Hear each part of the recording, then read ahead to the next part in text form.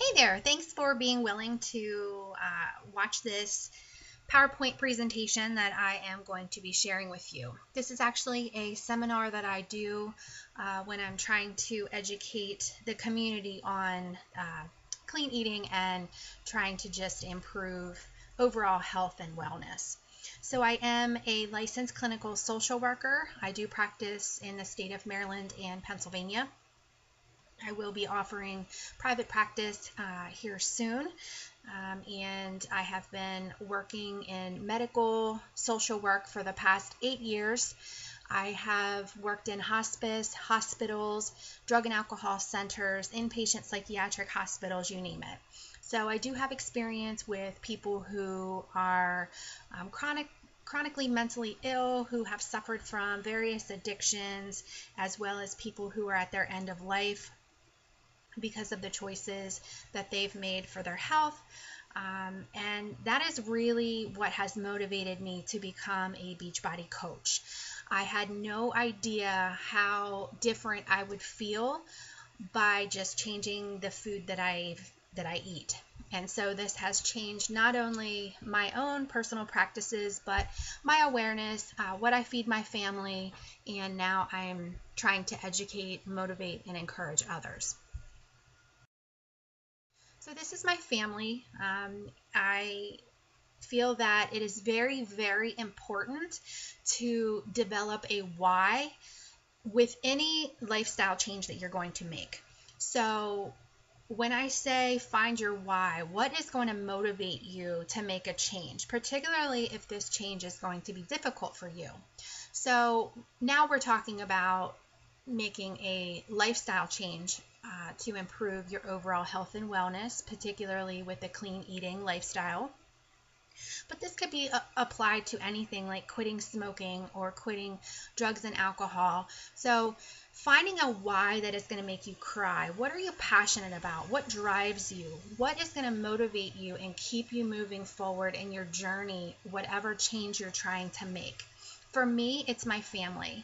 I don't want to be tired and sitting on the park bench while my kids are running around the playground. I want to have enough energy and feel good enough to be able to get up and run and slide and play with them. I want to be able to play soccer with them. I want to live for a long time. I want to be able to see my grandkids graduate, get married. And so, of course, there's no guarantees in life, but what I do have control over is my health and the things that I put into my body. So my family is really my driving force as to why I do what I do, why I get up every morning, why I try to be the best person that I can be. I had no idea that my diet actually impacted how I was as a mother, as an employee, as a wife, as a Christian, as all of the things that I am. It starts with food. It sounds really silly, but food is our fuel. And so when you put junky fuel into your body, if you put chemicals into your body, it is going to affect your memory. It is going to affect your energy level and all these other things. It's going to cloud your mind from thinking clearly. So I just feel so passionate about spreading to others, to educate. Just a little bit of statistics. 67% of Americans are overweight or obese. That is a lot of people. 70% of deaths are caused by chronic illnesses each year. 70%. And 1/3 of adults worldwide have high blood pressure. So just a little disclaimer, it is important for you to know that the information in this seminar is not intended to diagnose or treat any health problem or disease. It is meant to support, not replace the relationship that exists between an individual and his or her clinician. I am not a certified or licensed nutritionist. I am not a doctor. I am a social worker. So this is not my area of expertise or training. This is information that is solely based on my own personal experience, my own personal research. So it is always suggested that before you begin any major change to your health or fitness, that you first consult your doctor who has all of your medical history. So this is a picture of me when I started my journey. On the left, that is in February.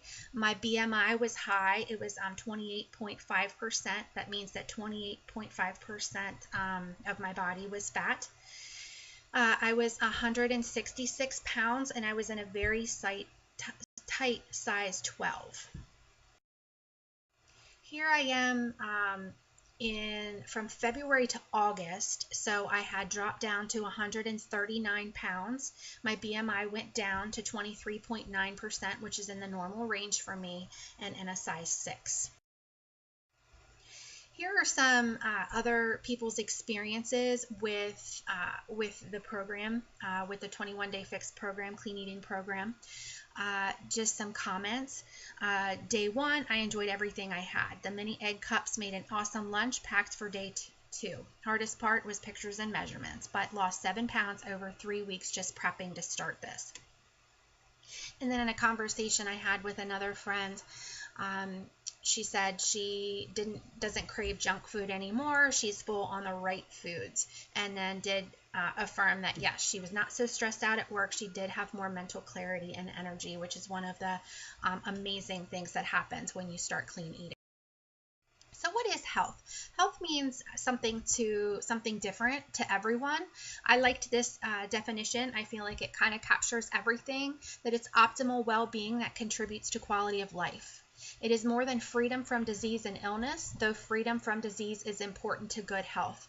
Optimal health includes high-level mental, social, emotional, spiritual, and physical wellness within the limits of one's heredity and personal abilities. So what's the problem with being overweight and the problem with eating processed foods, which happens to cause people being overweight? So decreased self-esteem and self-confidence, decreased energy levels, higher rates of depression and anxiety, diseases, particularly cancers, autoimmune disorders, and diabetes. Here's just one example of a statistic. Women who put on 60 pounds or more after age 18 doubled the risk of postmenopausal breast cancer diagnosis. So doubled the risk who put on 60 pounds or more after age 18. I like to consider wellness as by using this wellness wheel. This is something that I teach as a clinician. So your overall wellness, each of these areas is going to influence and affect in a negative or positive way each of the other. So there's financial, spiritual, emotional, intellectual, physical, social, and environmental. So how many days does it take to develop a new habit when doing a new behavior daily? 21 days. This is research based, that when you are wanting to change any behavior and develop a new habit, that it takes about 21 days of doing something daily for that to happen. So I don't know about you, but I felt like this. When I was at a point where I was ready to make changes to my diet, I really was confused. There's all these different labels, all these different plans and promises and supplements and all these catchphrases that just becomes really overwhelming. So this is just a few examples of all the different directions you can go in when trying to make a change for your health and what kind of things you should be eating. So what kind of diet is best? And in my opinion, this, and I'm sure many others as well, you want to have a variety of foods, and you want to eat them in the right proportions and ratio throughout the day. You want to be flexible. So each type of food, and I mean veggies, fruits, proteins, carbs, each serve a purpose in our bodies to provide certain function for our bodies to function optimally. A diet that you can live with long term. So some of these super restrictive diets, the problem with them is, yes, you're going to get results, but when you resume your usual normal eating habits, if you've not changed your mindset and if you've not changed your diet into something that is realistic to stick with, most often you just put that weight back on because it's not realistic to stay on some of these plans that are out there long term. You also want a diet that helps you with your short and long-term goals. I understand that some of those super restrictive plans are very enticing because they promise results in a very short period of time. But you also want to look at the long-term goals as well. I'm not willing to get really quick results in the short term only to suffer in the long term. You want one that's going to extend your life not only by helping you with the weight loss, but also to consider your overall wellness. And again, we talked about that wellness wheel. For some people, a diet that gives you fast results is going to motivate you and keep going. So I do understand that. So it'd be nice to find something that has the best of all those goals. And I think that clean eating does that. I like the phrase that it's better to pay the grocer than the doctor. So in short, clean eating means real whole food. Kind of simple. The cleanest foods do not have an ingredient label. They're foods that are not processed, that are the most clean foods, that are in the most natural state. And they're foods without harmful additives or preservatives. Now, I do want to say that clean eating can be viewed as being on a continuum. So there are foods that are in their whole natural state, like say an orange or an apple. That's not processed at all. That is the most cleanest form that you could have. Then if you cook something, say broccoli, there is a chemical process that's going to take place as you heat the food. So for some people who are really on the extreme of clean eating, they don't even cook their food, they eat it raw. And then there's things that there's on the other end of the continuum where something may still to some be considered clean, like a waffle that has been, obviously made and frozen. They look at the ingredients that are in that waffle, and if the ingredients are pretty safe and sound, then they would say that they're still following a clean eating diet. So clean eating in and of itself is not a diet. It's more of a lifestyle. So when I say diet, I mean just referring to the things that you're actually eating. So it's by following this way of eating, it'll give you a steady stream of good nutrition to help you feel your best.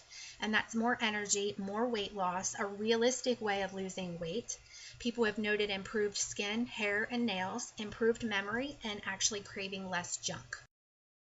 It's not about restrictions. So other diets focus on restrictions of food groups or fad diets that will not sustain you in the long run. And here are some examples. A long time ago, there was something called the cabbage soup diet, which was very restrictive. You basically just eat this soup. Probably not very healthy, not enough calories. The Atkins diet, which was pretty controversial because it has high fat, high protein, and it focuses on no sugar and no carbs. Then there's the South Beach, which was lower carbs, no sugar. Weight Watchers is balancing out foods with a point system. And then there's something called Ideal Protein that was very popular in Maryland. Very, very restrictive, expensive. And there's no sugar and no carbs. So most people can get some great results, but most people who stop doing that diet will go ahead and put the weight back. So what if you're saying, I don't enjoy clean foods, I need more flavor? So that is purposefully done by the food industry. I'm going to talk about the Dorito effect in a few more slides. The reason why foods have more intense flavor when they're on the shelves and you're eating them out of a box, because they have to put these additives and preservatives in there to keep it on the shelf so that it does last a while, because we live in a modern industrialized society. So it is true that foods that are not processed do not last as long as foods that are processed. But the problem is that these chemicals are added to keep them on the shelf. So some people say, can't I just eat what I want and just work out to burn off a lot of calories? Well, it depends on what your goal is. But if you're trying to lose weight, most people would agree that losing weight is about 70% of your diet and only about 30% of working out. So this is just really looking at how you lose weight. 80% is training. About 10% is your genes, and another 10% is, most of that is nutrition. I apologize, I'm reading that wrong. So the 80% is proper nutrition, and then each of the 10% is your training that you're doing on your body, and then your genes. And I took this concept out of Reno Tusca's Clean Eating book. Here's just a diagram of clean eating. So again, it's a lifestyle. It consists of mostly eating fresh vegetables and fruits, whole grains, and lean proteins. So really what to not eat on when you're doing clean eating is anything that's white, so white flour, white rice, white sugar, things that are processed and refined. added preservatives, fast food, and alcohol. The problem with alcohol is it does convert to sugar. So what are processed foods? And to describe, they meet these 7 criteria. So it's mass produced, it's consistent from batch to batch, consistent from country to country, specialized ingredients from specialized companies. Nearly all macronutrients are pre-frozen, which means that the fiber is usually removed. Emulsified, fat and water don't separate, and it has a long shelf or freezer life. So what is the problem with these processed or unclean foods? Well, generally the more the food is processed, the higher the calories. Also, portion sizes are usually tweaked so you get more of a serving to get full, and additives such as sugar, salt, or artificial foods are added to the processed foods. Some examples of people who have followed the 21-day fix, which again is a clean eating program. And so on the left, you can see in 21 days, well, actually her results are from April to July. And then on the right, that was the first round of someone who is 45. So her body changed dramatically. So here are some clean eating recommendations. And this is, again, I think what most doctors would recommend. And this is taken out of the Eat Clean diet from Testorino again. So eat 5 to 6 small meals every day. And this is what I've been doing for about a year. Eat every 2 to 3 hours. You want to combine lean protein and complex carbs at every meal. Drink plenty of water. Never miss a meal, especially breakfast. Carry a cooler loaded with Eat Clean foods to get you through the day. Avoid all over-processed refined foods, especially white flour and sugar. Avoid trans fat and saturated fat. Avoid sugar-loaded colas and juices. Consume adequate healthy fats. Avoid alcohol, which again is another form of sugar. Avoid all calorie-dense foods that contain little or no nutritional value. Depend on fresh or frozen, but avoid canned. And stick to proper portion sizes. So you got to give up on the supersizing. Here's the difference between whole grains and refined or processed grains. So whole grains are carbohydrates that include fiber, vitamins, and minerals, and includes oats, rye, wheat, barley, bulgur, spelt, millet, flax, quinoa, and brown rice. So whole grains have the kernel intact. Grains that are refined have the nutrients stripped away, so the fiber and the bran, and they're digested differently, and they're converted to glucose, which is sugar, and raises blood sugar. It also typically has more sugar, salt, and trans fat. So this is an example would be white bread. Whole grains have the fiber that our bodies need for proper digestion, and it keeps us feeling fuller longer because it actually slows down our digestion, which means then we can eat less. But breads and grains are high in carbohydrates. You want to go organic with wheat whenever possible because most of the wheat in our country is genetically modified. So going into organic. So I just want to point out and make sure you understand that clean eating does not refer to organic. You can eat clean without eating organic. But I want to explain. So organic foods are foods that have been grown without using pesticides or additives, and they replenish the soil with nutrients. So I guess the question is, are organic foods more nutritious? And that's a large debate. And I'll give you just a quick summary of what that debate is. So with industrialized farming, they tend to not really give their crops a break and rotate like what is done on organic farms. And so they just continue to just plant and plant and plant. And the problem is this doesn't give the soil time to replenish. And so really the nutrients are just taken out of the soil for that crop, and so not as much of the nutrients are from the soil are being grown into the foods. So that's in short what part of that debate is because in organic foods they're not genetically modified, and the crops are usually rotated in the way that they should be. So one rule of thumb with organic is to get foods that are shown to have the highest pesticides. They're called the dirty dozen. So these foods, which are most common, ones that, at least for me, that I would eat, these ones have, when they've been tested, they have been shown to have the highest content of pesticides. So peaches, apples, strawberries, bell peppers, celery, nectarines, cherries, pears, imported grapes, spinach, lettuce, and potatoes. So if you're going to do organic, you would want to try to get organic in those. The ones that have the lowest pesticides are onions, avocados, frozen sweet corn, pineapples, mangoes, asparagus, frozen peas, kiwis, bananas, cabbage, broccoli, and papaya. And always wash your produce good to get whatever you can off. So just a little bit on organic label reading. So organic packaged and canned foods, there are 3 levels of classifying them depending on what percentage of their ingredients are organic. So if it says 100%, obviously all ingredients are organic. If it just says organic, that means 95% or more are. And then if it says made with organic ingredients, that means at least 70%. So again, eating small amounts of the right food throughout the day. And of course, you want to have the variety: vegetables, proteins, fruit, carbohydrates, healthy fats, seeds, and dressing. And I just want to point out that not all of those foods in each category is created equal. So just one example is spinach is a lot more nutritious than iceberg lettuce. So you want to try to educate yourself on what is more nutritious compared to the next in a food category. Here are some additives and preservatives that you definitely want to avoid and why. You can see that the sodium benzoate that is in soft drinks, baked goods, and lollipops, they cause hyperactivity and asthma. So a lot of the foods that we're eating are responsible for the high rise in the allergies and the asthma.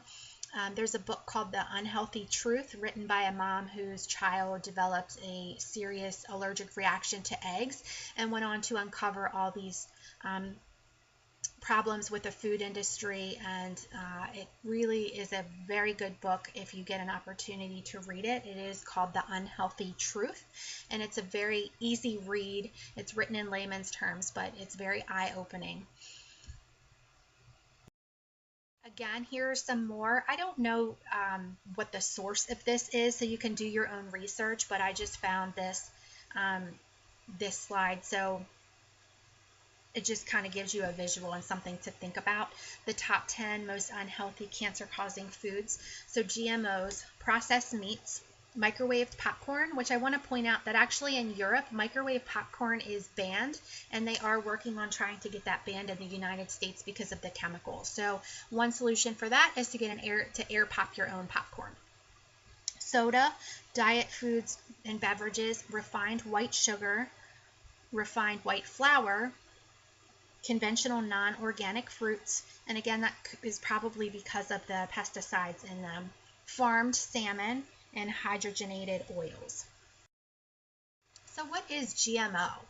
GMO means genetically modified organisms, so it creates unstable combinations of plant-animal bacteria and viral genes that do not naturally occur in nature.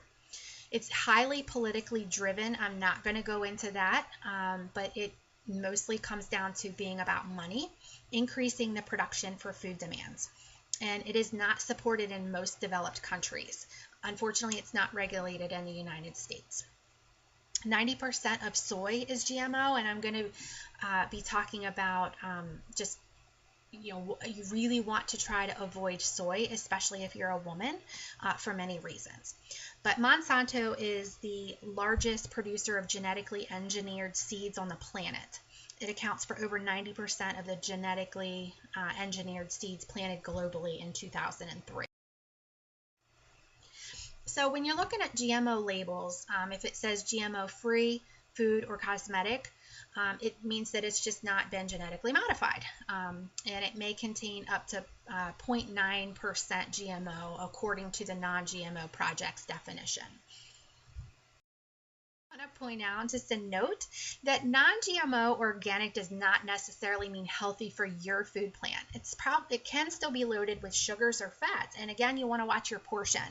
I took this from Facebook. Someone had posted a picture of these organic gummy bears, and she said, "Yum, hubby and I found some organic gummy bears I can actually eat. They taste like fruit juice. Yay, something different to snack on and healthy." Wrong. That is not healthy. It probably is healthier than non-organic, but it is certainly not healthy. It has no nutritional value and it still has sugar. So what are our barriers to good food choices? Culture. We just have a way of centering most of what we do around food. Marketing tactics. I'm going to show some slides later of examples of how that's used. Flavor. It's really hard if you're used to eating highly processed foods to get used to eating non-processed foods, and it's a process that needs to take place for you. Also, poor nutrition and vitamin deficiencies. Some people are so tired that they rely on sugar and caffeine to give them a little pick-me-up rather than natural foods to give them fuel for the day. Dehydration. Moods, being in a bad mood, looking to food as a comforter. Genetics, and then there can be something going on in terms of addiction or codependency. So going in a little deeper about culture.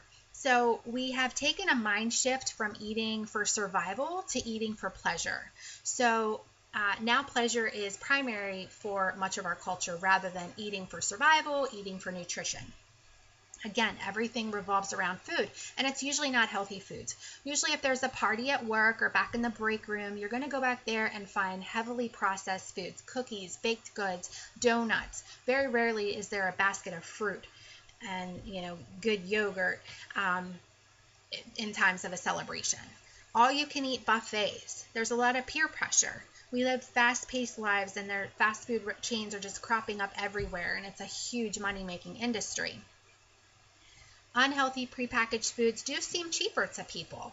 Instant gratification, we want what we want and we want it now, and we want to have our cake and eat. We want to be skinny, but we want to eat what we want. We want to have energy, but we don't want to go about it the right way. And this is just a picture. How confusing is our culture? So this is Goldfish, Quaker crackers, Rice Krispie treats, Doritos, Cheetos, and another kind of Cheetos, but yet it's called healthyvending.com, and 10% of proceeds donated to fight childhood obesity. Well, if you'd ask me, none of those things in that machine are healthy, perhaps healthier, but certainly would not call any of those healthy. Here's some examples of our culture with the marketing tactics, and some people will argue that our food industry is not political, and I beg to differ. So just looking at this Pop-Tart, it says low fat. Okay, well, it may be low fat, but it's loaded in sugar, and so it certainly doesn't mean healthy. It says that it's whole grain. That's true, but again, the other things that are additives and ingredients and the sugar content that is in that Pop-Tart, it really doesn't even matter by the time you get to the whole grain factor. When you go into the grocery store, everything is a part of the marketing strategy. The smell, the location of where items are in the store, the packaging. A lot of times the companies are using companies that are brown and look more nature, look like nature to make you think that it's healthy. The billboards around, or just have these, soda cans that are just beaded with sweat on a hot summer day. The coupons that are only available or mostly available for unhealthy items. All natural is a catchphrase now, but doesn't necessarily mean healthy. So there's all these catchphrases, which to me, it just feels like they're lying to us. But they're not, because we are responsible for educating ourselves. We should be looking at the ingredient labels. Sugar is sugar, but a lot of times they're changing the name now. So people, if they don't see sugar, they think that it's sugar-free. So here's another example. On this Morning Star, people say stay away from red meat because it's not healthy. Well, I would rather eat red meat than all of those chemicals that are to the right in this ingredient label. And if you can't pronounce it, you shouldn't eat it. It's chemicals, not food. And this item, and a lot of processed items have lots of soy that's added. So why are we allowing this to happen? I like this quote that was taken from Organic Manifesto, written by Maria Rodale. We live in a fairly constant state of confusion about most things that are essential to our survival, but we have been conditioned to do what is easiest. We are frankly too busy and distracted to think too deeply about most things. Meanwhile, we eat what's available when we are hungry and try not to think too much about it because it's too disheartening and confusing. I think that's probably a very true statement. Here are some other names for sugar. So as you can see, when you're reading labels, these are other things that you want to look for. So it is just sugar. It's just a little bit structurally different chemically. The flavor makes it really hard in our culture to get away from. So yeah, compared to a Dorito, that apple does not have the intensity of flavor.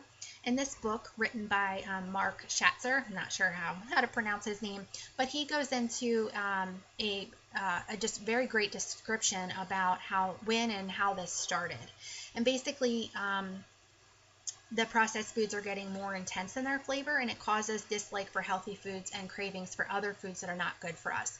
If you think of a baby, it's always recommended that when you're starting off giving them foods, that you get them liking the vegetables before you start introducing them to the fruits because of the intensity and the flavor.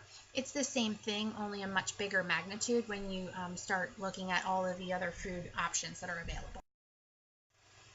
So poor nutrition and vitamin deficiency is a huge source of why people have craving. And another is addiction, but I'm not going to get into that.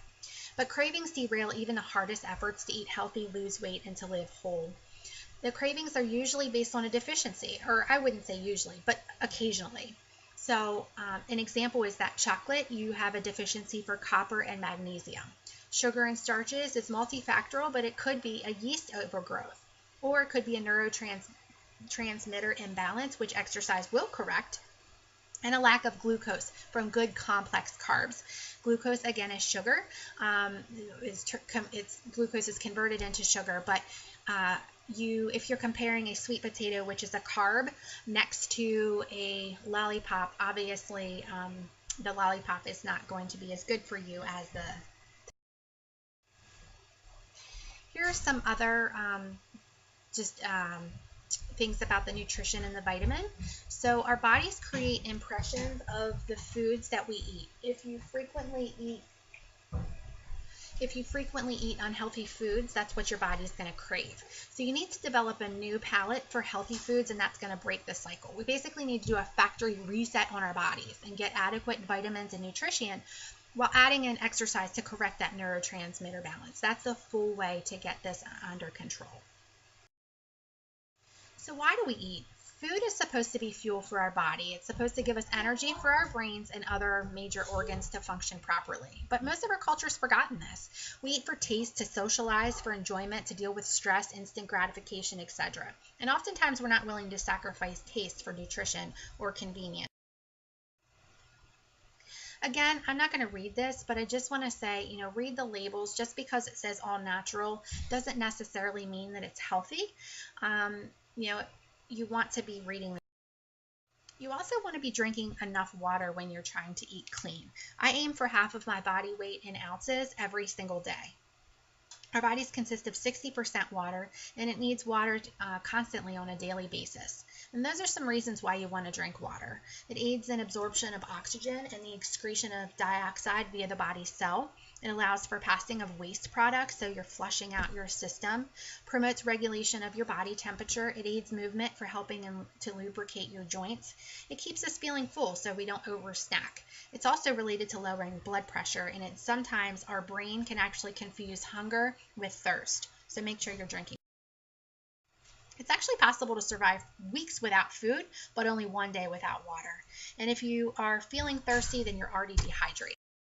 Here are some signs of dehydration. So I want to talk a little bit about Shakeology, which is a daily dose of dense nutrition. It is the superfood protein shake that I've been drinking for a year now. So it includes nutrients, proteins and amino acids, which help build lean muscles and reduce craving. And it has whey, chia pea, quinoa, flax, sacha, inki, and there's a vegan option as well. Antioxidants and superfruits, which are vitamins. They provide antioxidants that help fight free radical damage and support a healthy immune system. And there are the ingredients of the superfoods that are available there. Phytonutrients and supergreens help support vitality and health. And then there's adaptogen herbs, which are used to help the body respond to the effects of stress. and there are the ingredients there that's in the shake. And that's not it. There's also digestive enzymes that help nutrient absorption and support a healthy digestion. And then there's prebiotics and probiotics that works with the fiber to help support regularity and healthy digestion. Ditch the diet and the scale. Our bodies are all different, so don't look at another person's body and type and weight and think, oh, I need to be that weight. Just go by your BMI, go by your measurements, and just overall. It's all about balance and learning to make healthy choices. So you can find some really great recipes, especially on Pinterest and some other websites. Dried fruit is a good option. And also there's some recipes for how to turn Shakeology into some delicious desserts, such as cakes and ice cream and power bars. Here are some of my personal top tips for staying on your healthy food plan. Most important is failure to plan is planning to fail. You want to write down your goals and commitments and post in a visible place. Make a menu as many days in advance as you can. Have ready, packed foods ready to go. Have a flexible plan, but don't be too permissive. Follow whatever plan you're on and take it one day at a time. Support from others is key, so talk to your friends and family about your plans. Learn from past failures and then get back into the present. Look at wellness as the goal, not weight loss. Commitment is doing what you set out to do long after the mood has left you. And don't let one bad decision derail you. Avoid denial. Educate yourselves on what's going on, what you're putting into your body, and what's going on in the food industry. And keep your priorities in order. That's very, very important. Here is just some slides. I'm not losing weight. I'm getting rid of it. I have no intention of finding it again. And you want to eat slow. That's also important. Let your body actually feel full.